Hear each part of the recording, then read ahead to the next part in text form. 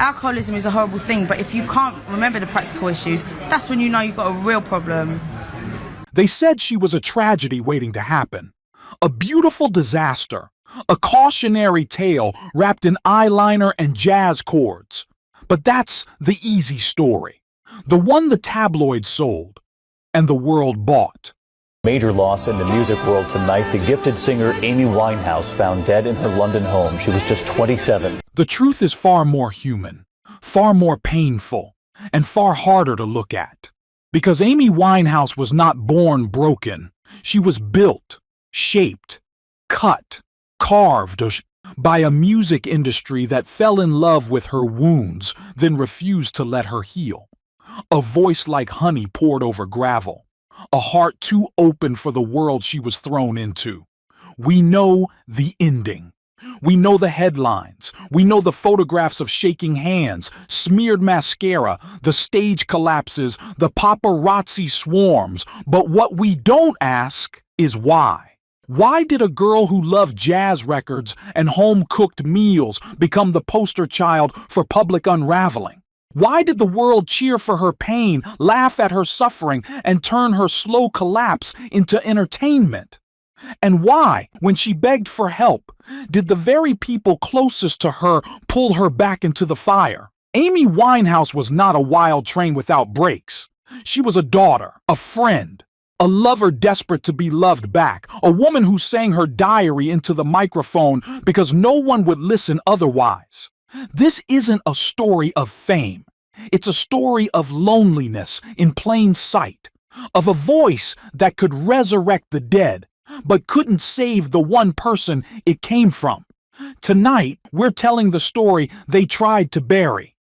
Welcome to Shadows of Rock, where legends live loud, even in silence. We tell the untold stories, the hidden struggles, and the raw truth behind the icons who shaped rock history. If you're ready, we begin not with the fame, not with the stage, but with the girl behind the voice. Chapter 1. The girl behind the voice. Before the tabloid photographs, before the tattoos became symbols, before the world claimed her as their tragedy in waiting, there was just Amy. A North London girl in oversized sweaters, hair pulled back, singing along to her father's jazz records in the living room. Her voice didn't arrive suddenly. It grew, shaped by the sounds of Sarah Vaughan, Dinah Washington, Billie Holiday.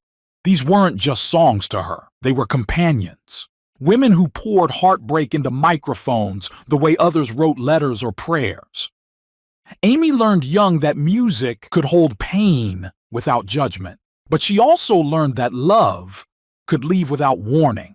Her father, Mitch, stepped out of the family home when Amy was still young. He didn't disappear, not completely. But the absence left a hollow space. One Amy would spend a lifetime trying to fill. "I just want someone to care," she would say later. Not fame, not the spotlight, just someone who stayed. She was sharp-tongued, clever, funny in a way that made adults blink twice. She wrote poems about heartbreak before she'd ever had her heart broken. She sang like a woman twice her age. There was always this sense, this weight, of emotion she hadn't lived yet, sitting just beneath her ribs. At 40, she was accepted into the Sylvia Young Theater School, a place that could have polished her into a radio-ready pop star. But Amy didn't want polish. She wanted truth. She'd skip lessons, sneak cigarettes, roll her eyes at authority. She didn't want to be packaged. She wanted to be heard. Her writing notebooks, which she carried everywhere, were filled with confessions, jokes, longing, and anger. Not lyrics written for the world, but messages to herself. When she first stepped into a smoky London club to perform, still a teenager, the room fell silent. Not because she was loud, but because she didn't have to be. Her voice was a memory, a ghost of old jazz halls, cigarette smoke curling under yellow lights. People didn't just listen, they felt. Amy Winehouse didn't chase fame. Fame came to consume her. But in these early days, before the headlines, before the heartbreak, she was simply a girl who sang because it was the only time she felt understood. And for a moment, the world listened gently. Chapter 2. Shadow Songs and First Flames. Before the world knew her name, Amy wrote songs the way some people bleed, quietly, steadily, without asking permission.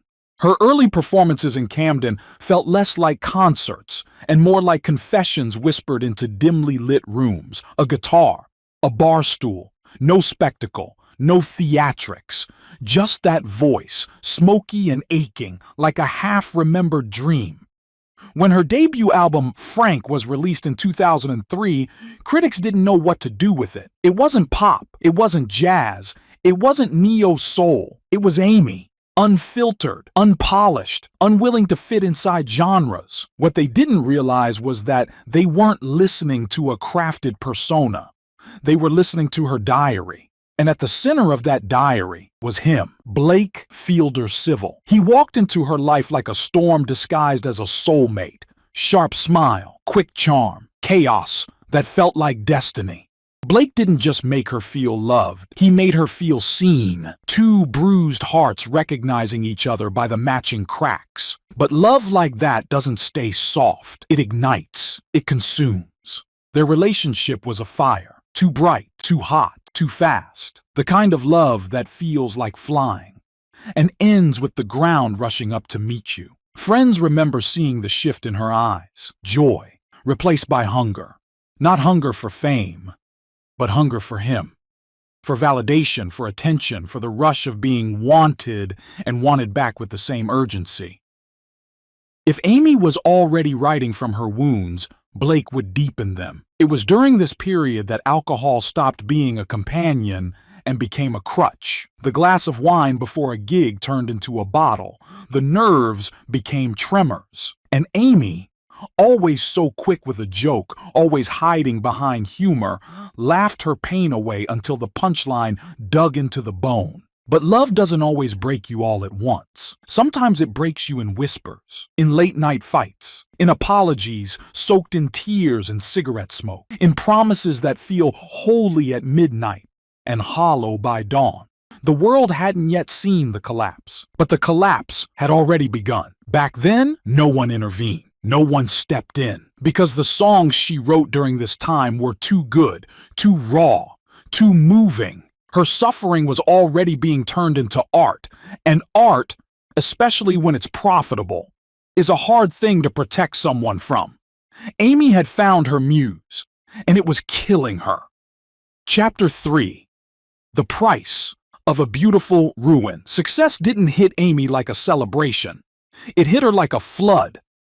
When Frank began gaining traction, when critics called her a prodigy, when radio stations finally caught up to the voice that smoky bars already knew, Amy didn't glow with pride.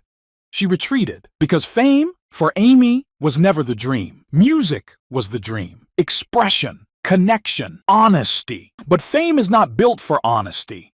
Suddenly, the girl who sang her innermost truths for small rooms was being packaged for millions. Labels wanted singles, managers wanted polish, stylists wanted branding. Amy wanted space to breathe. And the world, hungry, fascinated, and unkind, refused to give her any. The paparazzi began their hunt early. They recognized what the industry recognized. Amy wasn't just talented, she was interesting, and interesting sells. The eyeliner, the accent, the biting wit that cut interviews in half, the way she didn't play nice, didn't pose, didn't apologize. She wasn't a product, so they made her one.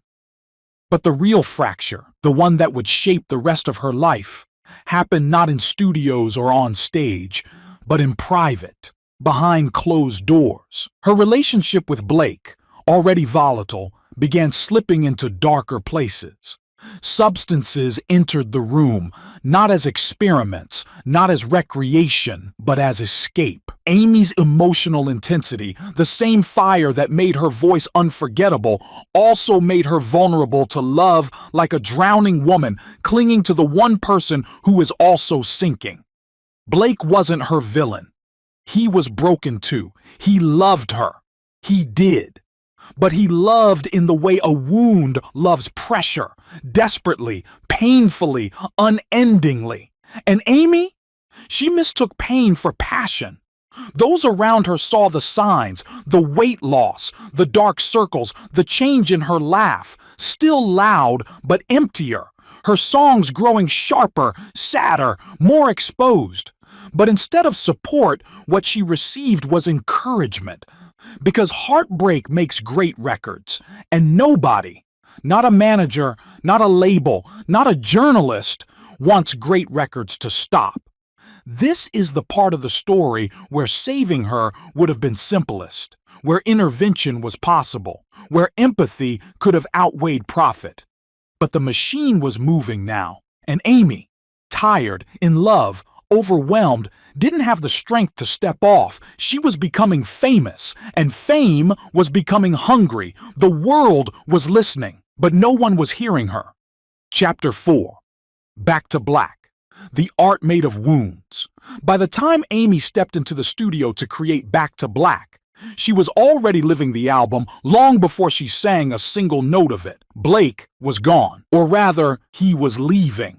Back to an old girlfriend, back to his patterns, back to the familiar damage he didn't know how to let go of. And Amy, who felt every emotion at full volume, shattered quietly. What do you do when the person you love becomes the ghost in every room? Amy did the only thing she had ever known how to do. She wrote. Not carefully, not thoughtfully, not to make a hit record. She wrote like she was bleeding onto the page. We only said goodbye with words. I died 100 times. These weren't lyrics. They were confessions. The producers, Mark Ronson among them, recognized immediately that what she was creating wasn't just music. It was catharsis, set to melody.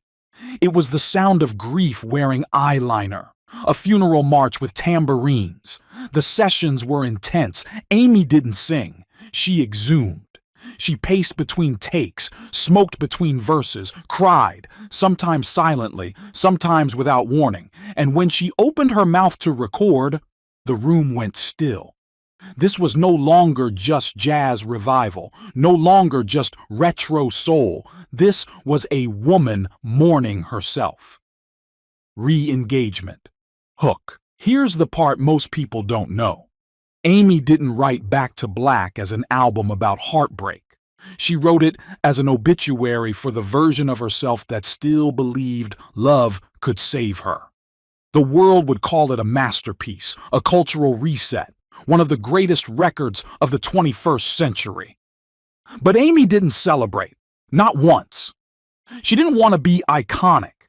She wanted to be loved. And so when the album exploded, when radio stations couldn't stop playing her voice, when the world suddenly wanted more, Amy disappeared deeper into herself, into the bottle, into the late-night phone calls, into the silence of someone whose heart is still breaking long after the relationship has ended. She would look back later and say, "I'm not trying to be anyone's hero, I'm just a mess." The tragedy, of course, is that the mess became the myth, and the myth became the brand. Amy had given the world her heartbreak, and the world wanted an encore. Chapter 5. The Paparazzi Feast, when pain became public. Back to Black turned Amy into a global icon, but not in the way icons are usually made. Most legends are celebrated for their triumphs. Amy was celebrated for her unraveling. As the album climbed charts, as awards accumulated, as her voice echoed from bars to bedrooms across continents, the spotlight didn't warm her, it burned. The paparazzi were no longer just photographers. They became predators. They camped outside her house, followed her down alleyways, shoved cameras inches from her face as she stumbled through exhaustion, heartbreak, and withdrawal. They captured every tremor, every bruise, every tear, and the world consumed those images like entertainment. There is a particular cruelty reserved for women in the public eye, especially women who feel deeply, who break visibly, who do not hide their suffering behind glass. Amy was not polished. She did not pretend. She did not smile for the cameras when she wanted to scream. And so the world called her messy, crazy, self-destructive. But no one asked why. Behind the chaos, Amy was struggling with something far more complex than addiction. She was struggling with loneliness under 1,000 watchful eyes. Blake was back, then gone, then back again. Their love, now fused with dependency, had become a cycle of collapse and reunion that left her body worn and her mind frayed. Her father, who had once been the absence she tried to fill, had returned to her life, not as comfort, but as business. Tour schedules, media deals, public appearances Amy wasn't ready for. She was fragile, shaking. But Amy the icon was profitable, and profit is louder than compassion. There is a famous video, one so painful it is almost difficult to watch, of Amy in Serbia, dragged onto a stage she is too intoxicated, too broken, too exhausted to perform on. She slurs, she forgets lyrics, she stares into the crowd as if begging someone, anyone, to stop the show. The audience boos, the world laughs, the headlines write themselves. No one says, "This is a young woman dying in front of us." They say, "Amy falls apart again." When a person becomes entertainment, their suffering stops being real. And Amy Winehouse, once just a girl singing to feel less alone, had become a public collapse played on loop. She wasn't living her life anymore. She was surviving it. Chapter 6. Attempted Resurrection. There comes a moment in every unraveling where the person tries to rise. Amy tried, not once, not half-heartedly, not for cameras, headlines, or applause. She tried because she wanted to live. After one of her lowest spirals, she checked into rehab, a word that would follow her like a tattoo she never asked for. But this was not the rehab from punchlines or song lyrics. This was the quiet kind. The kind where a human being is trying to stitch themselves back together. Inside those walls, she didn't act like a star. She acted like someone exhausted from pretending she wasn't hurting. She wrote in journals. She paced hallways with shaking hands. She played old jazz records as though she were reminding herself who she was before the noise. For a moment, a brief trembling moment, she stabilized. Her eating improved, her color returned, her voice sounded more like itself. Friends later said that during this time, they saw Amy the girl, not Amy the phenomenon. She laughed at dumb jokes again. She cooked. She talked about maybe, just maybe, wanting a family someday. But recovery is not linear, and love, the wrong kind of love, can undo healing quicker than any drug. Blake resurfaced.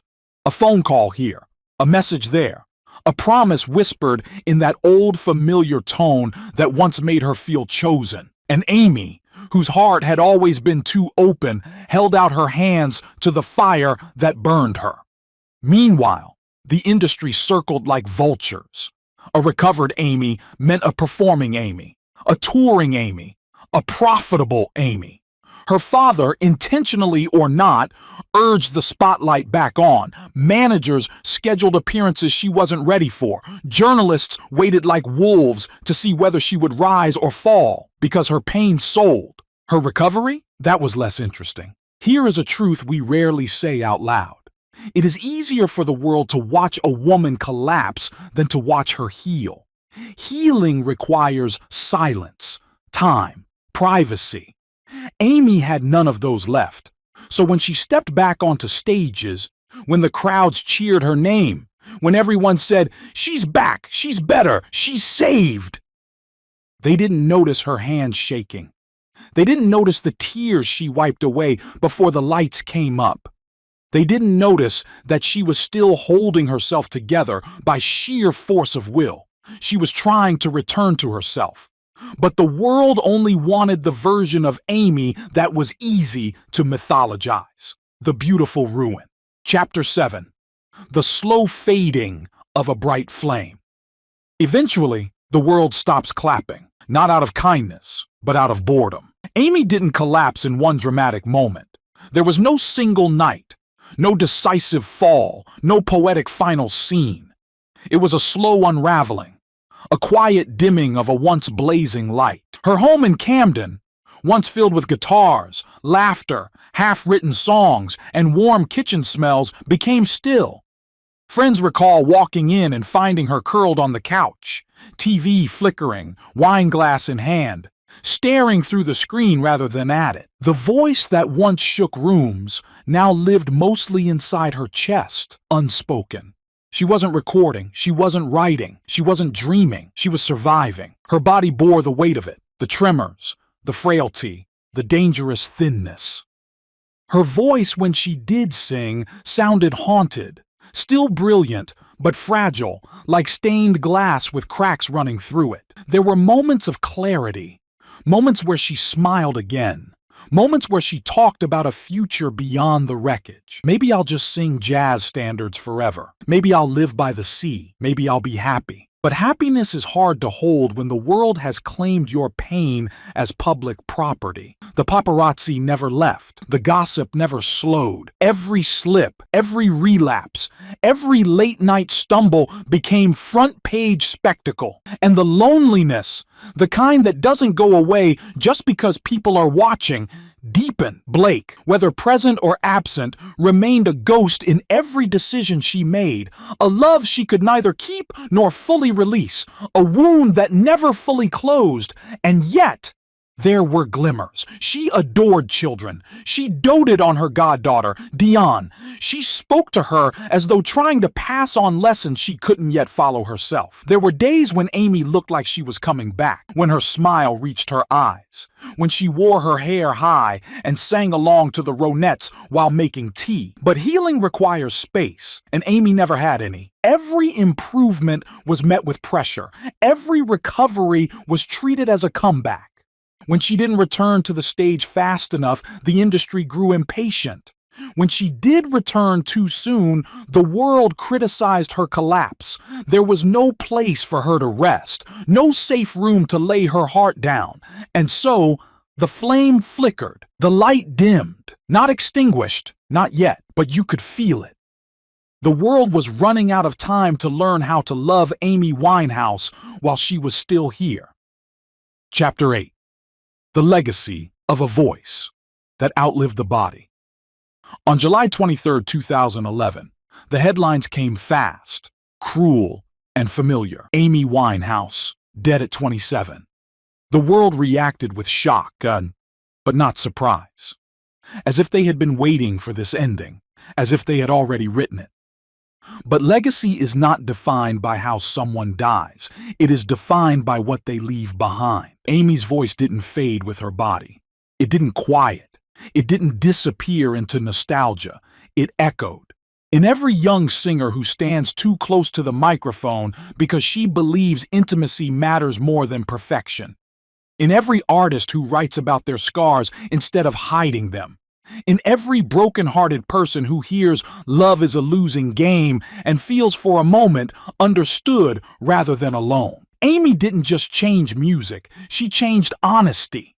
She proved that vulnerability is not weakness, that imperfection can be beautiful, that truth, unfiltered, raw, and trembling is more powerful than any polished performance. But her legacy raises a question we rarely ask. What do we do to the artists who bleed for us? We celebrate their pain when it's poetic. We consume their heartbreak when it's relatable. We elevate them only after the suffering has killed them. And then we say, we loved them all along. The truth is harder. We watched Amy drown, slowly, publicly, visibly. And we kept buying tickets to the show. Her death was not inevitable. It was preventable.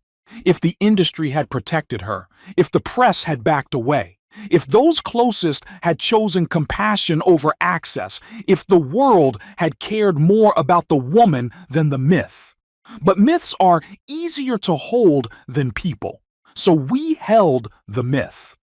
Yet, even after everything, Amy's story is not just tragedy, it is a reminder that brilliance often comes from wounds we do not see, that sensitivity is not fragility, it is depth, that the greatest voices in music are often the quietest souls in private. Amy Winehouse didn't want to be an icon.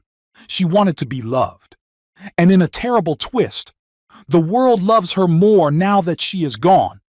Not because she fell, but because she felt. And she made us feel too. Amy Winehouse did not lose her voice. We just weren't careful enough to keep the person it came from. Amy Winehouse's story does not end with the final headline. It lingers in the quiet spaces, in the songs that play late at night, in the way her voice can still stop a room even years after her last breath, because when she sang, she wasn't performing, she was telling the truth.